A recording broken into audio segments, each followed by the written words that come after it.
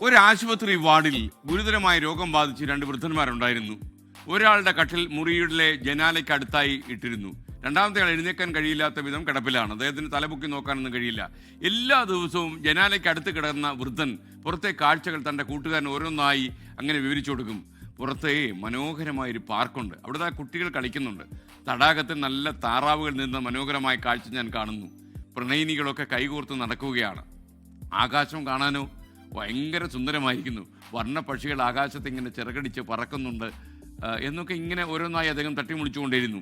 ഇത് കേൾക്കുമ്പോൾ എഴുന്നേക്കാൻ കഴിയാത്ത ആ വൃദ്ധൻ തൻ്റെ രോഗം പോലും മറന്ന് വല്ലാതെ ആഹ്ലാദിക്കുന്നുണ്ടായിരുന്നു. കുറേ കാലത്തിന് ശേഷം ജനാലയ്ക്കരികിലുള്ള ആ വൃദ്ധൻ മരിച്ചു. സങ്കടത്തോടെയാണെങ്കിലും എഴുന്നേക്കാൻ കഴിയാത്ത വൃദ്ധൻ പുറത്തെ കാഴ്ചകൾ കാണാൻ തൻ്റെ കട്ടിൽ ജനലിനടുത്തേക്ക് നീക്കിയിടാൻ നഴ്സിനോട് പറഞ്ഞു. പുറത്തെ കാഴ്ചകളിലേക്ക് നോക്കിയപ്പോൾ അയാൾ ഞെട്ടിപ്പോയി. ജനാലയ്ക്ക് പുറത്ത് വെറും ഒരു മതിൽ മാത്രമേ ഉള്ളൂ. അയാൾ അത്ഭുതത്തോടെ നഴ്സിനോട് ചോദിച്ചു, എൻ്റെ കൂട്ടുകാരൻ ഇവിടെ മനോഹരമായ കാഴ്ചകൾ കണ്ടല്ലോ, അങ്ങനെ ഓരോന്നായി എന്നോട് വിവരിച്ചു തന്നിരുന്നു, ഇപ്പോൾ എന്താ സംഭവിച്ചെന്ന് ചോദിച്ചു.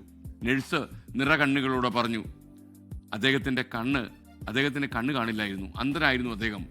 തൻ്റെ സങ്കടങ്ങൾക്കിടയിലും നിങ്ങളെ സന്തോഷിപ്പിക്കാൻ വേണ്ടി ആ മനുഷ്യൻ ഓരോ കഥ മെനഞ്ഞെടുത്ത് നിങ്ങളോട് പറയുകയായിരുന്നു, എല്ലാം ഭാവനയിൽ നിന്ന്.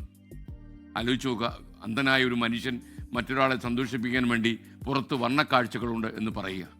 മറ്റൊരാളെ സന്തോഷിപ്പിക്കുന്ന ചെറിയൊരു ആശ്വാസം പോലും വലിയൊരു സിദ്ധൌഷധമാണ് എന്ന് നമ്മൾ തിരിച്ചറിയുക. സ്വന്തം വേദനകൾ മറന്ന് മറ്റൊരാളുടെ മുഖത്ത് പുഞ്ചിരി വിരിയിക്കാൻ ശ്രമിക്കുന്നതാണ് ഏറ്റവും വലിയ മനുഷ്യത്വം. അത് ഏറ്റവും വലിയ പുണ്യവുമാണ്. ഈ ഒരു നല്ല കഥയുടെ ഒരു സാരാംശം മനസ്സിലായല്ലോ. ഈ സാരാംശം നിങ്ങൾ ഉൾക്കൊണ്ട് കാണും എന്നാണ് ഞാൻ വിശ്വസിക്കുന്നത്.